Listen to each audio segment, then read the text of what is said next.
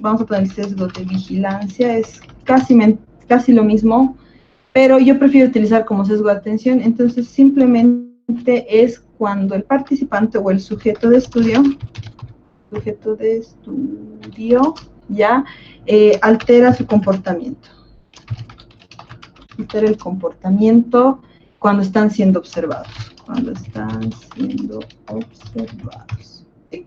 Ah, ya me acuerdo que se llama, es el efecto. El efecto de Hawthorne, creo que se llama, sí. Hawthorne. Hawthorne. No sé si es así. Hawthorne, listo. Eso, entonces, esos serían lo que son los sesgos de información. Si se dan cuenta, esto se va a dar en todo. Cada uno de los sesgos se puede controlar. Tienen que tratar de controlarlo, y si no lo hacen, van a ver que su potencia de estudio va a bajar, ¿sí? Y por último, para ir terminando, tenemos el sesgo, los sesgos de confusión. Estos sesgos se van a dar más que todo porque va a haber esto. Ustedes van a mezclar variables como les da la gana. ¿Ya? Entonces, el sesgo de confusión es la mezcla de variables. Mezcla de variables, vamos a poner así. ¿Qué quiere decir? Y esto se va a dar más que todo cuando ustedes quieren medir efectos de una exposición, ¿no? Entonces, va a haber una mezcla de variables, y más que todo, esta mezcla de variables son en la medición de efectos de una exposición, ¿sí? Sí, puede darse, puede haber, pero este sesgo de confusión actúa como un factor, digamos, que puede actuar es como una variable de confusión. Ya, si se encuentra, han llevado conmigo, ¿no ven? Lo que eran tipos de estudio. Hola, ¿cómo estás? Saludos igual. Dice que tanto puede influir en un estudio experimental por sesgo de pérdida de paciente en la veracidad de los resultados cuando se compara los grupos de estudio caso control. Caso que no se puede reemplazar la muestra por X motivos teniendo en consideración política, no se puede obligar. Sí, ¿cómo estás, Santiago? Bueno, cuando vas a tener, o sea, lo que tú tienes que darte cuenta, Santiago, es que si vas a hacer un estudio experimental, ya, y tienes una pérdida de paciente, tú eso ya lo tomas en cuenta desde el primer momento que has hecho tu estudio. Y tú vas a decir, bueno, estoy haciendo un estudio donde los pacientes se mueren, ¿ya? Más que todo, ya puede ser cuando haces un caso control, no te olvides que son retrospectivos, pero tú, desde el inicio de tu diseño del estudio, tú ya sabes que vas a tener un sesgo de pérdida de paciente, porque la variable que tú estás estudiando, se muere la gente, ¿me entiendes? Si tú sabes eso, por lo tanto, tú tratas de controlar en qué sentido. Que vas a agarrar, y si sabes que se van a morir tu población, si tu N era 50 personas, y la estadística, bueno, y el diseño y la metodología de investigación te dice que utilices más 10% de lo normal, tú sabiendo que en este tipo de enfermedad se muere, no vas a utilizar 10, vas a utilizar 20 o 25%, para que tu N, tu grupo, si tenías que tener 30 para tener resultados, no vas a agarrar 30, cabalito, vas a agarrar 50. Sé que es más presupuesto, pero tú tienes que eso entender cuando estás haciendo el diseño de tu estudio. Es por eso que los estudios experimentales son caros y necesitan cierto tipo económico, cierto tipo de recursos, es por eso. Y cuando tú vas a hacer un estudio experimental, tienes que tener en cuenta todo esto. Si sabes que el paciente se va a morir, ¿tu reemplazo qué sería? No es que se muera, ¡ay, venga otro, pase! No, sino que sé que se va a morir porque estoy estudiando esta enfermedad donde hay una alta tasa de mortalidad. Por lo tanto, lo que voy a hacer es agarrar el tamaño de mi muestra y lo voy a hacer más grande. Eso quiere decir, por lo tanto, que tus dos grupos, las de exposición y los grupos, las de causa y efecto, van a ser más grandes. Si tu N era 30, pues ahora será 40. Y si la tasa de mortalidad es mucho más elevada, pues será de 50. Entonces, ahí llega a tener cierta potencia. Validas y tratas de que no tengas este problema de la fiabilidad y la confiabilidad de tus datos. Pero si tú, ponte, Cristian, no sabes esto que existía un sesgo de pérdida de paciente, y tú agarras y dices, bueno, voy a tener 30 y con 30, listo. Y ya, ¿qué me importa? Pero porque tú no sabías, entonces ahí empieza a tener el problema de la validez de tu estudio. Entonces ahí puede ser que en la publicación te pregunten y te digan, a ver, ¿por qué en este grupo tú tienes 25 y en este grupo tienes, yo qué sé, 20 o 15? Son dos grupos que no puedes comprar por el N. Entonces tú ahí tendrías que explicarle, ay, porque se han muerto. No, sino ver mucho más antes en el diseño que estas se pueden, si tú sabes, como que lo puedes tratar de mejorar el estudio. Después, otra cosa, no. Y si, digamos, por clase ética, también sabiendo que estas personas se van a ir, por eso también te digo antes, todo está en el diseño del estudio, todo. Tú tienes que saber qué son los sesgos, tú sabes que hay sesgos para estos tipos de investigaciones y sabes cómo, y tienes que aprender, buscar información de cómo se manejan estos sesgos, en este caso. Y en el caso que te digo, cómo se maneja es haciendo que el N sea un poquito más grande. Ahora, si tú vas a tener uno experimental donde tu N son 3 personas, ahí vas a tener harto problema. Y no solo ético, sino el problema de qué vas a hacer si se te muere 1 o 2. Entonces, para ahí es otro tipo de metodología. No sé si eso ha podido aclarar tu pregunta. Si se dan cuenta, chicos, nosotros para nuestros sesgos tenemos que saberlos cuando estamos diseñando. No diseñar la investigación y luego poner los sesgos. Nosotros tenemos que entender que podemos tener estos sesgos, ¿ya? Eso es bien importante. Por eso, estos sesgos, como les decía aquí, nos va a dar un error sistemático, error en el diseño del estudio. Por lo tanto, yo al diseñar mi estudio tengo que entender que voy a tener esto y cómo yo voy a hacer que mis resultados no se influencien tanto o voy a tratar de que mis resultados sean válidos. Eso, nada más. Para eso sirven saber los sesgos. No que has hecho tu protocolo, ya lo has metido y ahora quieres hacer sesgos. No, no te sirve nada. Es cuando tú estás diseñando el estudio. Bueno, seguimos, no sé, espero que eso te haya ayudado en un poquito tu duda. Entonces, para ya ir terminando, el sesgo de confusión es una mezcla de variables, son en la medición de los efectos de una exposición, se puede dar acá, hay factores de confusión, aquí puede existir factores de confusión. Esto es cuando se está diseñando el estudio, factores de confusión, ¿no? Estos factores de confusión, ¿qué quiere decir? Es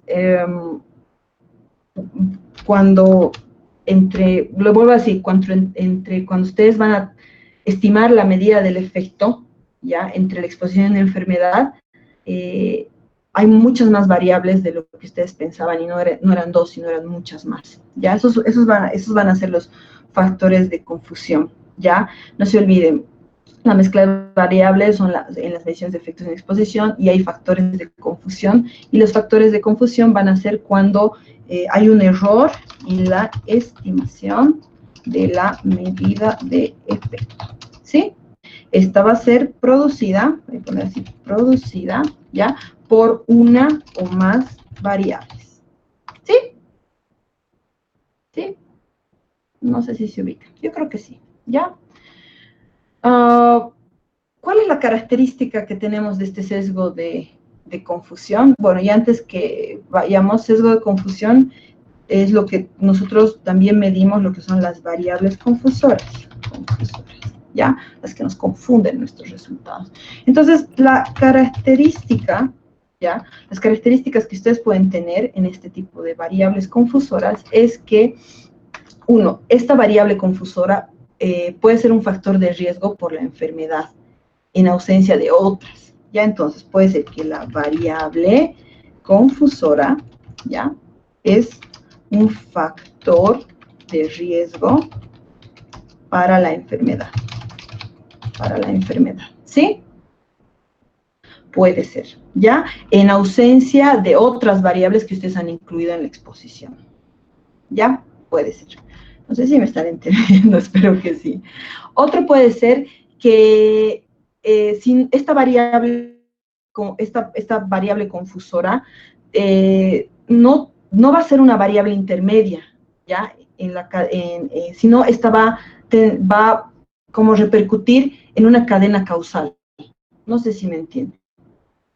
O sea, ¿qué quiere decir? Que el momento que ustedes midan esta variable, no es que va a estar entre que si se mide, yo voy a saber en qué tipo de exposición está, o si se mide, esto va a pasar. No. Sino que, a ver, ¿cómo hacer? Sino que esto puede no ser que esta variable le dé esa enfermedad, sino que le dé otras más, ¿ya? Y que esta variable, ¿cómo les digo? Va a estar asociada con la exposición o con el factor de estudio, siempre, ¿ya? Entonces, la variable confusora es un factor de riesgo para la enfermedad, ¿ya? Y esta está asociada a la exposición o factor de estudio. Tal vez estoy hablando, tal vez no me está entendiendo, voy a hacer aquí abajito un ejemplo. Ejemplo.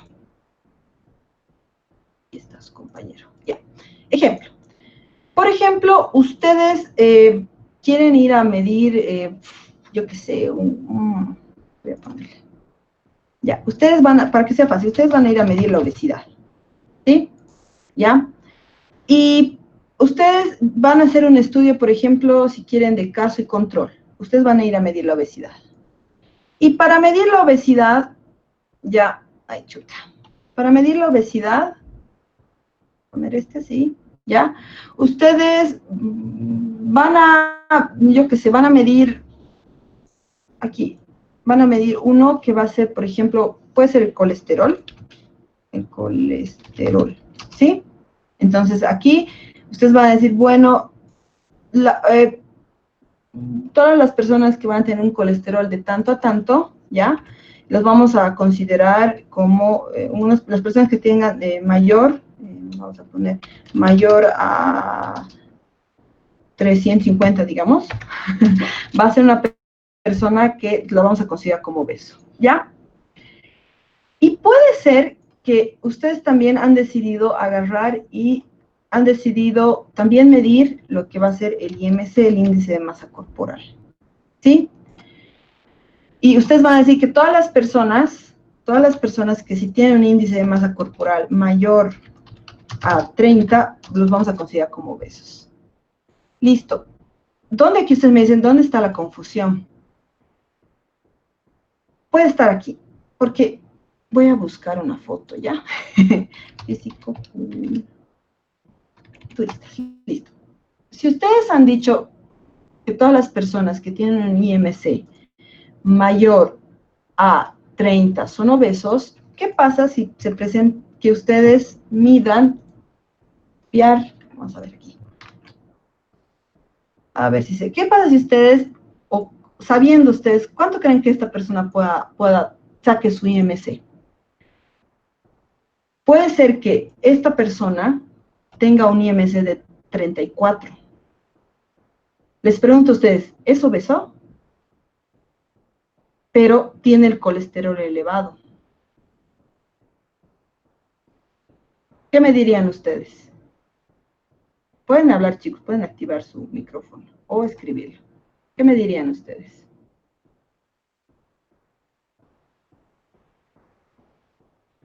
Ahorita vamos a ver sus preguntas. Entonces, por ejemplo, en esta parte del sesgo de confusión es eso. Si yo encuentro en una población en general una persona que hace el fisicoculturismo y que tiene un colesterol elevado a 350 y un IMC mayor a 30, ¿entra a mi estudio? Porque yo lo he puesto así. ¿Entra o no? Entonces, ahí vienen las variables confusoras. Por lo tanto, ¿qué tendría que hacer para controlar esta variable? Medirla. ¿Entienden? ¿Qué quiere decir? Que si yo, en plena observación, en mis criterios de inclusión y exclusión de las personas, yo no tomo en cuenta mis variables confusoras, ya estoy chao, pues. Entonces, ¿cómo se controla una variable confusora o este sesgo de confusión? Es esto, medir esa variable. Tienen que medir esa variable, ¿ya? Entonces, ¿cómo yo mediría aquí? Aquí no necesito ir a medir, lo único que es personas. Entonces acá, ¿cómo yo controlo? Mis variables confusoras las voy a controlar con mis criterios de selección de la población. De selección. O sea, entonces, ¿yo qué voy a poner en mis criterios de selección? Esto entraría la inclusión y la exclusión. Aquí diría, todas las personas que hagan fisicoculturismo, porque sé que el IMC siempre va a salir mayor a 30, porque tienen mucha masa muscular, y eso hace que, por ejemplo, en el IMC solo tengan 2 compartimentos, mide que es la masa grasa y la masa muscular, y no hace una diferencia entre ambas. Esta persona va a salir con IMC mayor y puede ser que su colesterol sea igual elevado. Entonces, eso hace que confundan mis resultados y yo pueda decir, sí, he tenido 20 personas obesas, y pueden ser que de esas 20 obesas habían 3 fisicoculturistas. Puede pasar, ¿ya? Ese puede ser un ejemplo para que ustedes se den cuenta. Otro ejemplo, si hablamos ya de un estudio que ustedes realicen, puede ser, por ejemplo, si ustedes quieren ir a medir lo que es el cáncer, ya cáncer de, a ver qué puede ser. Ya, que ustedes quieran medir el cáncer de garganta, ¿ya? Entonces, pónganse, este va a ser mi enfermedad, lo que les decía, este va a ser mi enfermedad, y tengo mi enfermedad, ¿sí? Voy a tener una exposición, ¿ya? ¿Qué quiere decir? Esta persona tiene que haber expuesto a algo, ¿ya?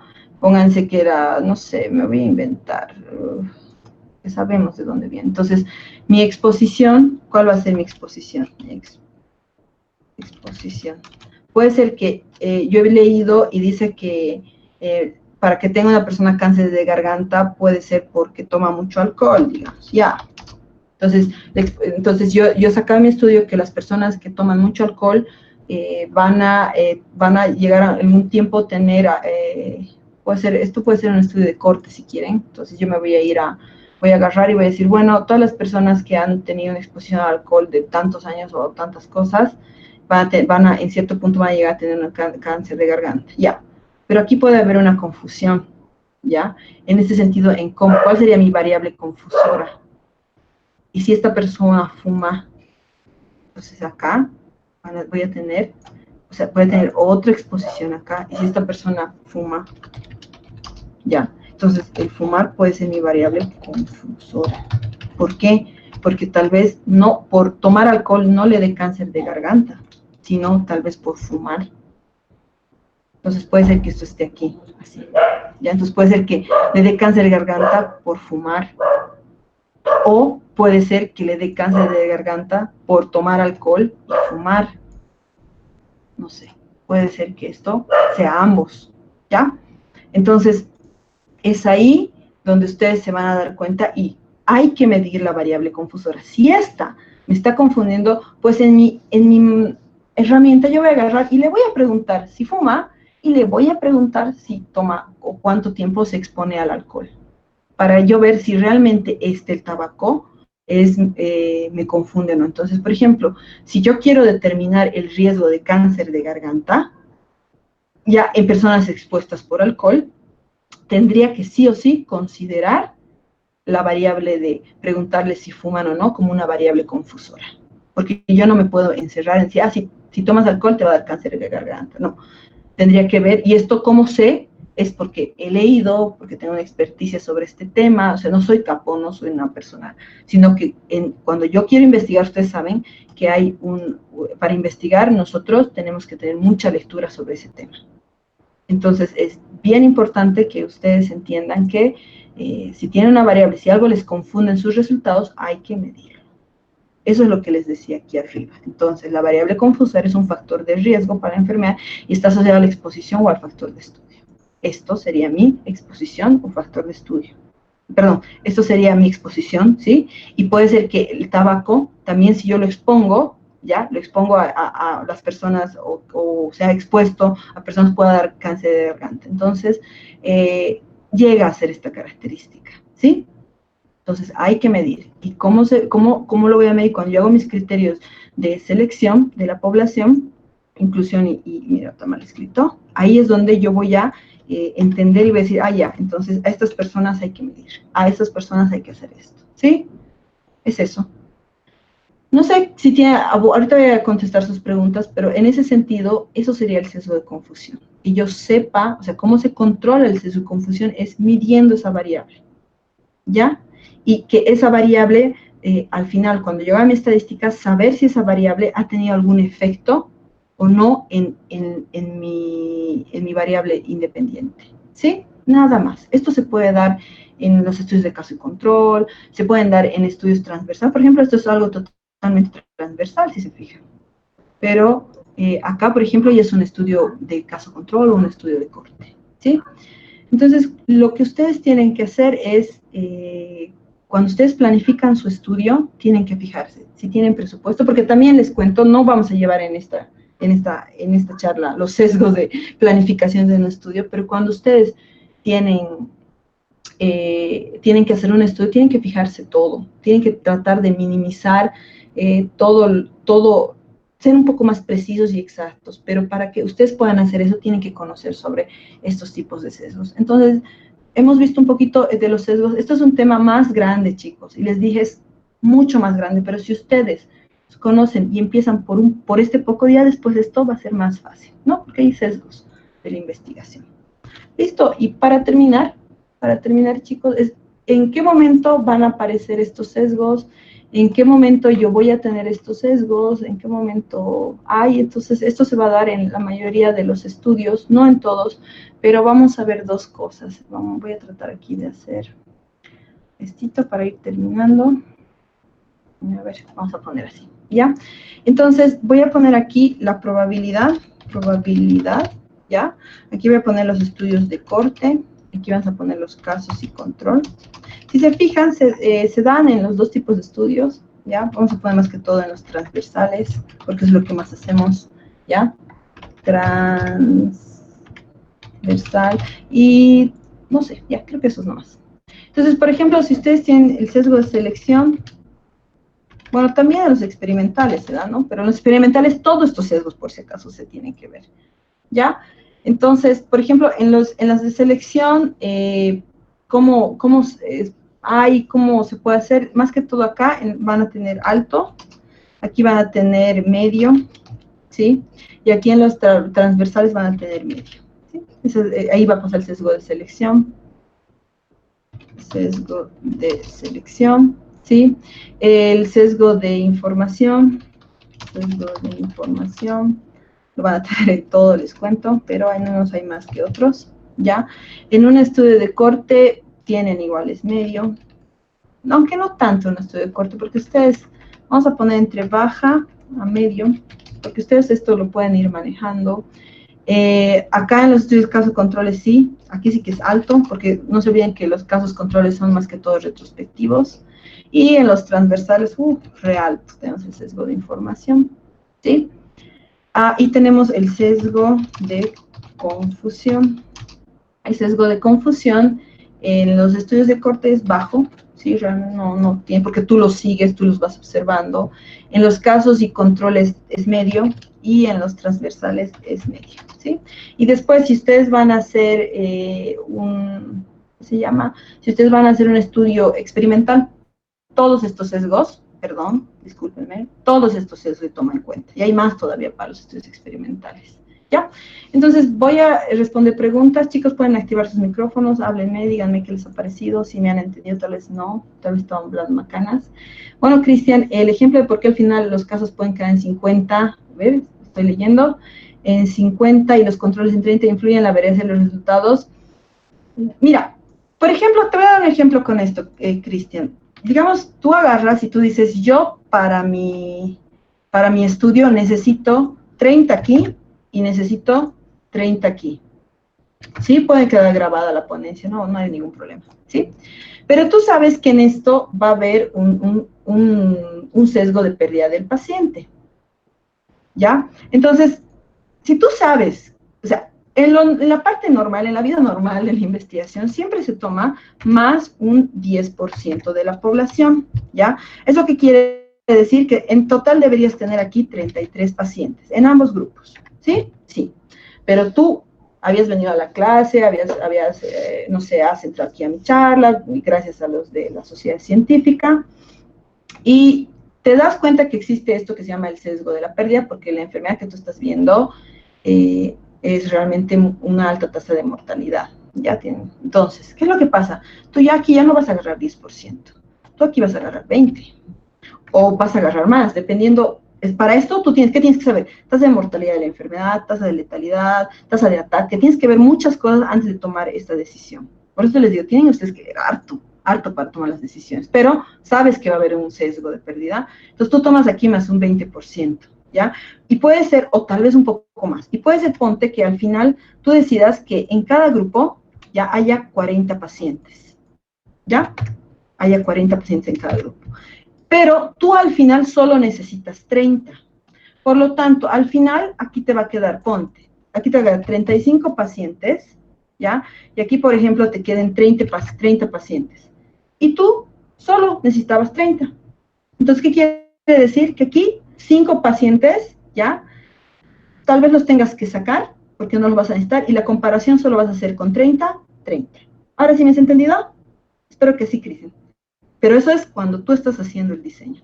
Si tú en tu diseño no has tomado en cuenta, has dicho 30, 30, pues ni modo. Aquí te va a quedar al final, yo qué sé, 25 y aquí al final te va a quedar pues tal vez 15. Y ahí tú tendrías que ver qué estadística utilizar para que puedas mostrar si aquí hay un efecto. Entonces, esto de acá, este tipo de investigación te va a perder confiabilidad de los datos. Es lo que veíamos aquí se enrollamos poner. Esto no te va a servir y va a ser un estudio bajo en potencia y tal vez no lo puedas publicar en una revista buena y aquí te van a preguntar miles de cosas. Entonces, el efecto del estudio baja, ¿ya? Dame un cachito antes que veas la última, pero tengo aquí otro. Marci Yamar. Buenas tardes. Si realizo un estudio de corte transversal sobre violencia y utilizo el muestreo probabilístico, ¿qué tendría que tomar en cuenta al momento de presentar mi estudio o debería revisar? Bueno, si vas a hacer uno de corte transversal sobre violencia, vas a tener muchos sesgos. Depende, qué herramienta quieres. Por ejemplo, tú quieres ir a la casa, ¿cómo tú vas a hacer? El primer sesgo que vas a tener al hacer esto va a ser este sesgo, el sesgo de la selección. ¿A quiénes vas a ir? ¿Cómo vas a hacer tu probabilidad? Ponte es una probabilidad no probabilística, me has dicho. Entonces, tienes que tomar en cuenta todos estos sesgos de selección. Uno, que las preguntas que de tu herramienta sean, no sé, hayas hecho una prueba piloto en 20 personas. ¿Sí? Uno. Que las preguntas, que sean preguntas que no incomoden a la persona. Como, por ejemplo, ¿te pega tu papá? O ¿cuánto tiempo de violencia has sufrido en tu casa? No te va a decir. Entonces tienes que tratar de hacer una herramienta buena, ¿ya? Y sí o sí, Marci, tienes que, hacer una herramienta buena y hacer una prueba piloto, validar esa encuesta. Entonces, sí o sí en este estudio transversal va a ser cómo tú manejas tu encuesta. Sí o sí, porque es un tema bien sensible la violencia. Es bien sensible. Pero ¿cómo lo vas a hacer? Es haciendo una prueba piloto y ahí recién validando tu encuesta y ahí recién vas a hacer que estos sesgos se minimicen. No te digo que no va a haber, pero los vas a minimizar. Por lo tanto, va a tener cierta potencia tu estudio y cierta validez. Bueno, Santiago, última pregunta, ¿qué es mucho mejor para evitar el sesgo de un estudio? ¿Un muestreo no probabilístico o probabilístico? Es que no hay decirles que no hagan un no probabilístico. Lo que pasa es de que en mi caso, por ejemplo, el estudio que yo voy a sacar, que ya está aprobado por el Comité de Ética, es un estudio sobre depresión, ansiedad y el efecto que este tiene con los hábitos alimentarios y el estado económico. Lo estoy haciendo con un economista. Pero ¿cómo yo hago eso en ese tiempo de cuarentena? Porque este estudio es para un tiempo en cuarentena. ¿Cómo yo hago esto? No puedo hacer probabilístico, no puedo hacer un estudio aleatorio. ¿Cómo yo voy a seleccionar mi población? Yo voy a agarrarlo, voy a subir mi encuesta a una nube, entonces va a ser no probabilístico, pero yo entiendo dentro del diseño que voy a tener estos sesgos. Por lo tanto, yo tengo que tratar de minimizar. Lo que quiero decirte, Cristian, es que no importa si tú haces probabilístico o no probabilístico, ¿ya? Porque cada uno tiene sus ventajas y sus desventajas. Para un probabilístico tú necesitas tener una base de datos buena de toda la comunidad o la población que quieres hacer. Para un probabilístico, obvio que es mucho más fácil, pero ahora con este curso ustedes saben que van a tener estos sesgos y cuando diseñen, porque hemos visto eso en un anterior charla que hemos tenido de diseño de protocolos de investigación, tienen que tomar en cuenta estos sesgos. Entonces, ahí es donde vas a tener mucha más, vuelvo a decir, confiabilidad y potencia en tus datos. Bueno, espero que les haya